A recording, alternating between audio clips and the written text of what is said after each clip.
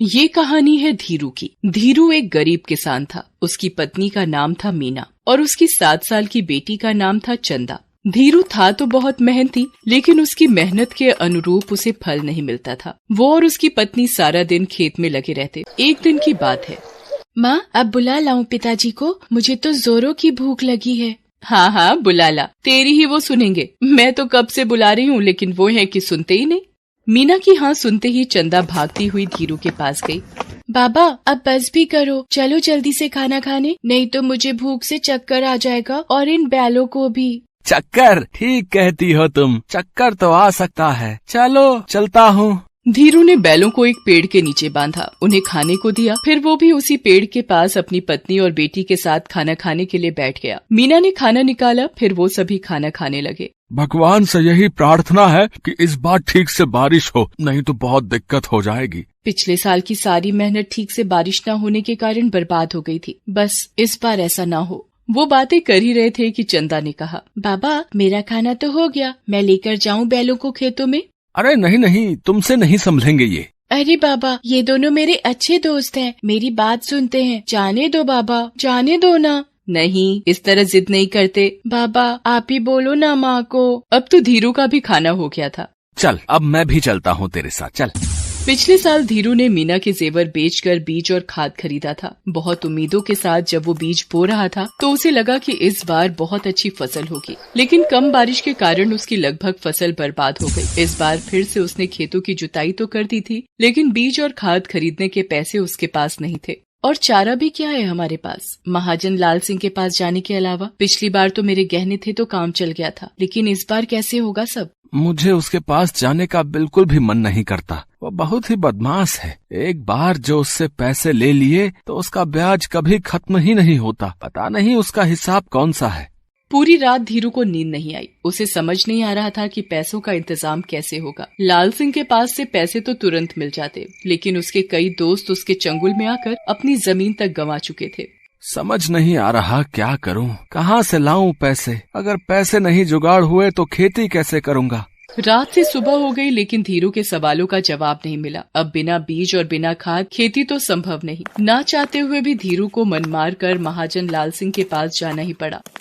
अरे आओ आओ धीरू भाई, कहो कैसे आना हुआ? वो कुछ पैसों की जरूरत थी, बीज और खाद के लिए।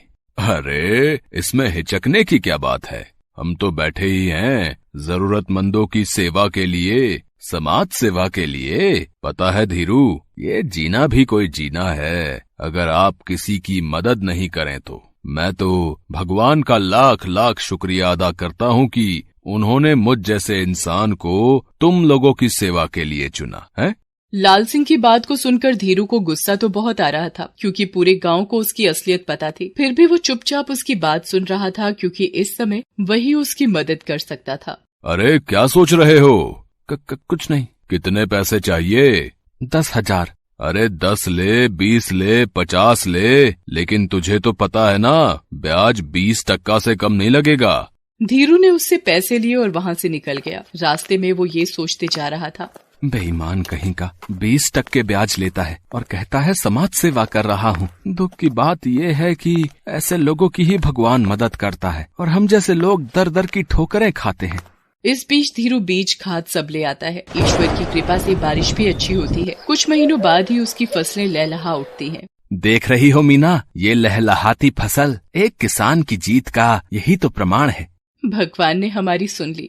मीना, इस बार चंदा के लिए नए कपड़े और वो जो गुड़िया हम देख कर आए थे ना शहर की मार्केट में। कौन सी? अरे वो लाल वाली। हाँ याद आया। वो इसके लिए ले आएंगे। कितनी खुश हो जाएगी ना हमारी चंदा।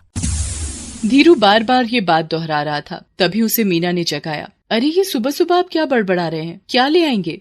धीरू ये सारी बातें सपने में देख रहा था। हालांकि उसने बीज वगैरह बो दिए थे। थोड़ी बारिश भी हुई थी, इसलिए ज्यादा परेशानी नहीं हुई, लेकिन फिर तो जैसे बादल रूठ ही गए। पूरे गांव के किसान एक बार फिर से परेशान हो गए। अगर ठीक से बारिश नहीं होगी तो फसल तो मर जाएंगे। यही ख्याल सबके जहन में आ रहा था। दिन बीतते जा रहे थे, लेकिन बारिश का नामो निशान नहीं था। आखिरकार वही हुआ जिसका डर था। इस साल भी बादल थोड़ा ही बरस कर रह गए। इस साल भी उतनी बारिश नहीं हुई जितने की जरूरत थी। बारिश के अभाव में किसानों की सारी मेहनत बर्बाद हो गई। लेकिन इन सब बातों की फिक्र लाल सिंह को कहाँ। वो गाँव वालों से अपने पैसे के तगादे में निकल पड़ा। हरिया, अरे हरिया, कहाँ मर गया रे? हरिया ने दरवाजा खोला। उसे देखकर लाल सिंह गुस्से में आग बबूला हो गया। अबे मर गया था क्या? हैं? भला इतनी देर लगती है दरवाजा खोलने में? चल मेरे पैसे निकाल। पैसे तो अभी नहीं है, आपको पता है ना इस बार भी बारिश नहीं हुई, खेतों में फसलें मर गई हैं। तू भी जाकर मर जा, लेकिन मेरे पैसे देकर। कहाँ से लाऊं मैं पैसे? वह पागल वागल हो गया है क्या? मैं कैसे बताऊं कहाँ से लाएगा पैसे? चोरी कर, डाका डाल, या नहीं तो अपना खेत कर मेरे नाम। चल। लाल सिंह ने कई किसानों को उनकी जमीन पर कब्जा करने का डर दिखाया। उसके डर से हरिया और बिरजू ने गांव के ही पीपल के पेड़ से लटक कर आत्महत्या भी कर ली। उन दोनों की बेटियां चंदा की सहेली थी। अब तो चंदा के मन में भी डर समा गया था। लाल सिंह उनके भी घर आएगा, क्योंकि उनके पिता ने भी कर्ज ले रखा है। कहीं उसके पिता भी ऐसा कुछ ना कर ले। वो बेचारी बहुत डरी डरी रहने लगी थी। एक रात की बात है, सभी लोग सो रहे थे। तभी धीरू सबको सोता हुआ छोड़ बाहर निकल गया। जब वो बाहर जा रहा था तभी चंदा की नींद खुल गई। उसने इतनी रात को धीरू को घर के अकेले बाहर जाते देखा तो वो डर गई। बाबा इतनी रात को अकेले कहाँ जा रहे हैं? कहीं बाबा भी तो।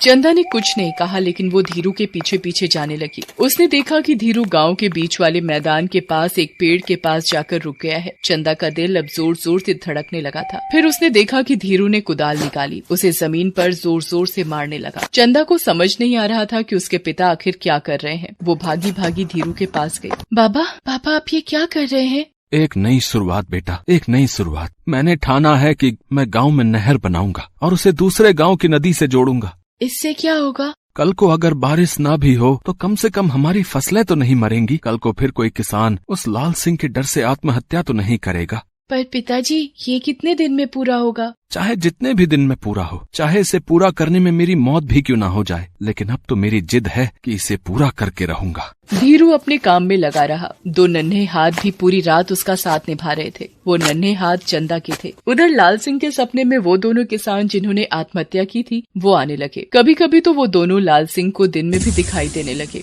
अरे वो देखो, हरिया और बिरजू फिर आ गए। अरे फिर आ गए हैं। अरे जाओ जाओ यहाँ से, जाओ। लाल सिंह की ये हरकतें बढ़ती जा रही थी। फिर पता नहीं एक दिन वो अचानक कहाँ गायब हो गया। इधर धीरू अपने काम में लगा रहा। पहले तो गांव वालों ने उसे पागल समझा, लेकिन धीरे धीरे गांव वाले भी उसके साथ हो गए और सभी ने मिलकर एक असंभव काम संभव कर दिखाया। आज उसके गांव में नहर बन गई है। अब किसानों की फसलें हर साल लहलहाती हैं। धीरू के जज्बे ने पूरे गाँव को ये सिखाया कि बुरी परिस्थिति में घुटने नहीं टेकना है, बल्कि लड़ना है, तभी नई राहें खुलती हैं। Thanks for watching.